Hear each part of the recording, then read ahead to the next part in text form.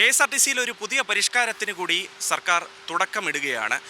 Gender ticketing സംവിധാനം എന്നുള്ളതാണ് ഈ ഒരു പുതിയ പരിഷ്കാരത്തിൻ്റെ പേര്. അതായത് കണ്ടക്ടർമാർ യാത്രക്കാർക്ക് ടിക്കറ്റ് നൽകുന്ന ഘട്ടത്തിൽ ETM മെഷീനുകളിൽ നൽകിയ ടിക്കറ്റ് അത് സ്ത്രീക്കാണോ അതല്ലെങ്കിൽ പുരുഷനാണോ നൽകിയത് എന്നുള്ളത് രേഖപ്പെടുത്തണം എന്നുള്ളതാണ് വന്നിരിക്കുന്ന പുതിയ പ്രധാനപ്പെട്ട നിർദ്ദേശം.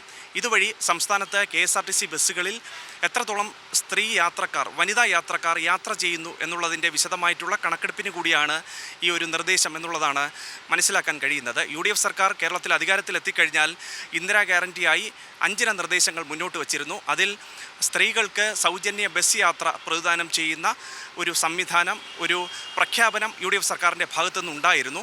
ഇതിൻ്റെ ഭാഗമായിട്ട് കൂടിയാണ്, ഇതിൻ്റെ ആദ്യ പടിയായിട്ടാണ് ഇത്തരത്തിലൊരു നീക്കം. നല്ലൊരു കാര്യമായിരിക്കുമെന്ന് എനിക്ക് തോന്നുന്നത്. എൻ്റെ ഒരു കാഴ്ചപ്പാടനുസരിച്ച് അത് നല്ലൊരു കാര്യമായിരിക്കുമെന്ന് എനിക്ക് തോന്നുന്നത്. അത് സർക്കാരിന് നഷ്ടം വരൂലേ? KSRTC ഒന്നാമതേ കടത്തിലാണ്.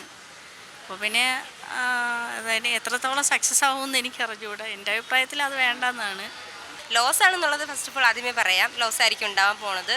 പിന്നെ ഇങ്ങനെ ഒരു കാര്യം അവരെന്തുകൊണ്ട് ഇങ്ങനെ ചിന്തിച്ചു എന്നുള്ളത് എനിക്ക് ഒഫീഷ്യലി പറയാൻ ഞാൻ ആളല്ല. പക്ഷേ പൊളിറ്റിക്കലി നമുക്ക് അങ്ങനെ പറയാൻ ഒരു ഇതില്ലല്ലോ. ആസ് എ സിറ്റിസൺ ഞാൻ പറയണമെന്ന് വെച്ചാൽ നല്ല കാര്യം, നമുക്ക് എല്ലായിടത്തും പോകാമല്ലോ. സാങ്കേതികമായി ഈ സംവിധാനം മനസ്സിലാക്കാൻ കണ്ടക്ടർമാർക്ക് അടിയന്തര പരിശീലനം നൽകാൻ IT വിഭാഗം തീരുമാനിച്ചിട്ടുണ്ട്. ഓരോ ഡിപ്പോകളിലെയും യൂണിറ്റ് ഓഫീസർമാർ ഇതുമായി ബന്ധപ്പെട്ട് മേൽനോട്ടം വഹിക്കുകയും ചെയ്യും. പ്രതിദിനം സംസ്ഥാനത്തെ KSRTC ബസ്സുകളിൽ 29 ലക്ഷത്തോളം യാത്രക്കാർ യാത്ര ചെയ്യുന്നുണ്ട് എന്നുള്ളതാണ് കണക്ക്. അതിൽ തന്നെ 19 ലക്ഷത്തോളം യാത്രക്കാരും വനിതാ യാത്രക്കാരാണ്. അപ്പോൾ വനിതാ യാത്രക്കാർക്ക് ഈ പദ്ധതി കൊണ്ട് എന്ത് പ്രയോജനം ലഭിക്കുന്നു എന്നുള്ളത് നിർണായകമാണ്.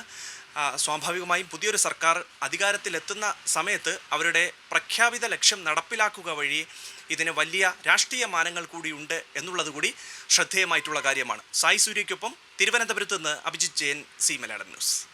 ഏറ്റവും പുതിയ വാർത്തകളും വിശേഷങ്ങളും വിരൽത്തുമ്പിലറിയാൻ സി മലയാളം ന്യൂസ് എല്ലാ ഡിജിറ്റൽ പ്ലാറ്റ്ഫോമുകളിലും ലഭ്യം.